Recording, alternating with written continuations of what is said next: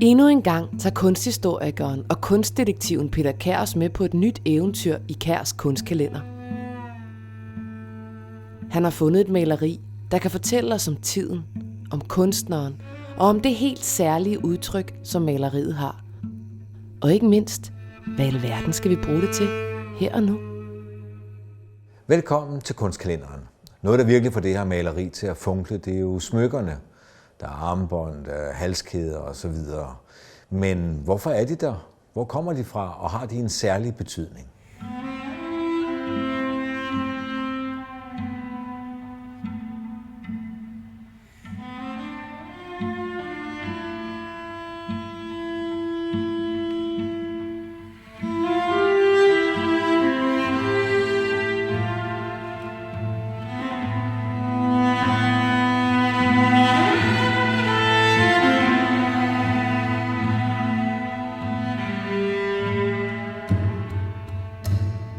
Dagens spørgsmål. Hvad er det for nogle smykker? Det kigger vi på. De her armbånd, som enten er, de kunne godt se lidt forgyldt ud, men det kan også være en lidt dårlig reproduktion, jeg er i gang med her. Men i forhold til den egyptolog, som jeg har snakket med, så er der tale om sølvarmbånd, som jo stadigvæk er i spil, og som kan stamme fra, ja, det er typisk beduin-armbånd, det vil sige fra nogle nomadestammer, og det kan både være fra Shiva, og det kan også være fra Sinai. Det vil sige både en 400-500 kilometer vest for Giza, eller øst for Giza. Det viser jo også den mobilitet, som netop kendetegner nomadefolk. Så er der en fingerring. Det kan være glas. Det var meget benyttet, men det kan også være lapis lazuli, som er en dyre halvædelsten, som bliver importeret fra Afghanistan. Øreringen har typisk en glasering her med noget rødt og blåt og noget vedhæng. Og så har vi halskæden her. Det blå og det røde. Og det røde kan være glas, men det kan også være karneol, som er en form for kvarts. Og det blå, nogen vil også mene, det kunne være glas, men højst sandsynligt er det den her halvædelsten af lapis lazuli.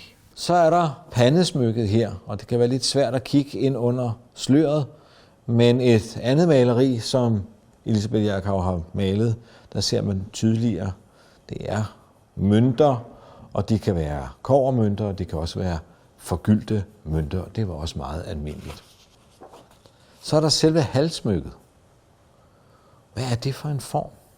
Der er noget vedhæng, det skal vi nok også kigge på, men den her form, er der en betydning? Det er sådan ligesom en rumpeform. Men hvis man kigger på det andet maleri, som Elisabeth også har lavet, så kan vi se hele formen. Den er omvendt hjerteformet, men den er faktisk også flueformet. Og hvad i alverden laver fluer i egyptisk smykkekunst? Jo, det var meget, meget almindeligt. Man ser den der i flere forskellige materialer. Det var tidligere en militær anerkendelse, fordi fluen kommer jo tilbage. Den er irriterende, vi vil sige, den er meget irriterende, men den bliver altså tolket her som modstandskraftig og ihærdig. Vi kan spore det helt tilbage til ca. 1500 før vor tid.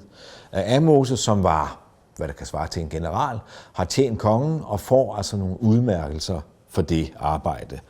Så de her hieroglyffer oversat går ud på, at kongen er det øvre og den nedre del af Egypten, Akherperker, måske noget tidlig familie, har givet mig af guld 4 ringe, dem kan man se der, 4 halskæder og 6 fluer af guld.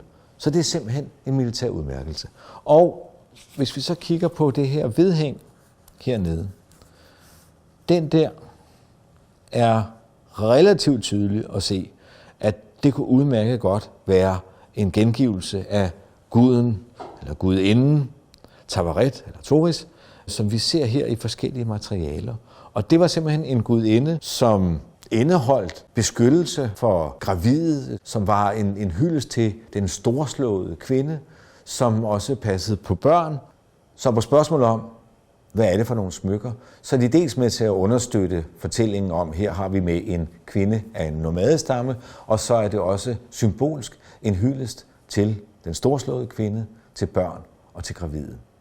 Så det var blot nogle detaljer, men der er jo altid noget. Der er aldrig ingenting.